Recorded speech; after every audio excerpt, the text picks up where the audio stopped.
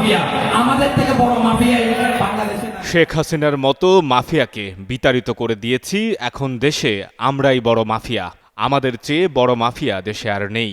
ঠিক এভাবেই গর্বের সাথে নিজেদের মাফিয়া বলে দাবি করেন জাতীয় নাগরিক পার্টির কেন্দ্রীয় কার্যনির্বাহী সদস্য জুবাইরুল আলম মানিক। তার এই বক্তব্য সামাজিক যোগাযোগ মাধ্যমে রীতিমতো ভাইরাল, এমনকি গণমাধ্যমেও শিরোনাম হয়েছে। আবারও কেউ মাফিয়া হয়ে উঠতে চাই আমরা। সোমবার চট্টগ্রামের আনোয়ারা উপজেলার একটি কমিউনিটি সেন্টারে এনসিপি আয়োজিত ঈদ পূর্ণমিলনী অনুষ্ঠানে প্রধান অতিথির বক্তব্যে তিনি এসব কথা বলেন। আর এটা ওইটা না, কাপড় ধোয়ার একটাই সলিউশন, চাকা অল ইন ওয়ান।